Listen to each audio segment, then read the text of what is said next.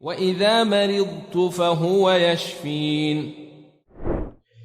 بسم الله الرحمن الرحيم الحمد لله الذي أرسل رسوله بالهدى ودين الحق ليظهره على الدين كله وكفى بالله شهيدا وأشهد أن لا إله إلا الله وحده لا شريك له وأشهد أن محمدا عبده ورسوله ما بعد. Nous sommes toujours dans le chapitre de le fameux livre l'authentique de la médecine prophétique tiré du livre Zad al-Ma'ad d'Ibn Qayyim.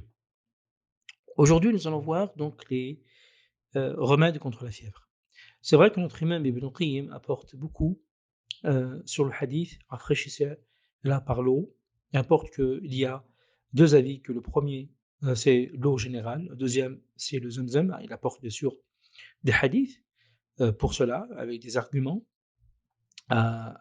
Aussi le hadith comme quoi il faut asperger, donc si l'un d'entre vous souffre de fièvre, qu'on asperge d'eau froide pendant 3 jours aux dernières heures de la nuit, aux dernières heures de la nuit, et que la fièvre est un part de l'enfer, réfléchissez-la par l'eau. Donc il apporte beaucoup de hadiths qui appuient cet argument et fait la relation avec, bien sûr, que la fièvre nécessite de s'abstenir de certains aliments, donc la diète, ça c'est important aussi.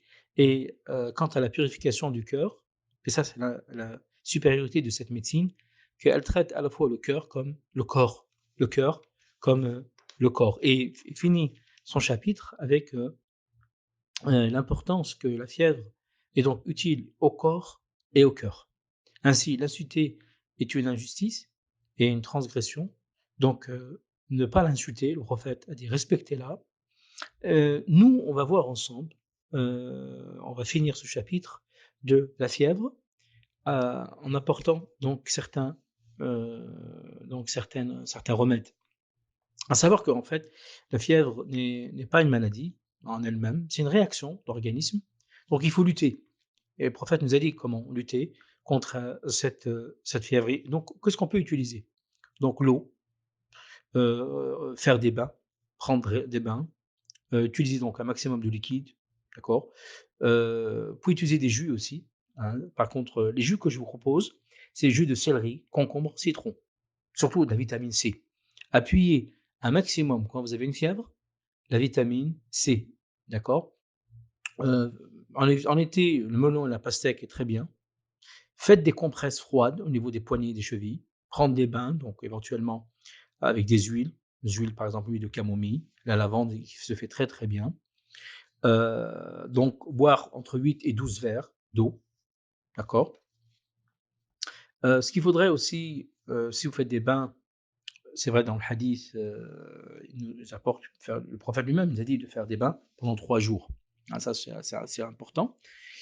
Au niveau de la vitamine C, comme je vous ai précisé, donc les jus d'orange, donc vous savez que l'orange renforce le système immunitaire et combat l'infection. Jus de citron aussi qui est très bien avec du miel, ça aussi très bien. Jus de raisin, il hydrate, donc faut un maximum s'hydrater. Vous pouvez tremper aussi un drap dans de l'eau froide et l'envelopper pendant 15 minutes, hein, et là ça va faire baisser la fièvre au maximum. Vous pouvez tremper vos pieds dans de l'eau froide aussi, ça va permettre de déterminer le sang vers les pieds et ainsi augmenter la circulation sanguine. On peut aussi, toujours à travers le hadith, hein, nous sommes en train d'expliquer le hadith du prophète. On peut passer une éponge mouillée d'eau froide sur les parties chaudes.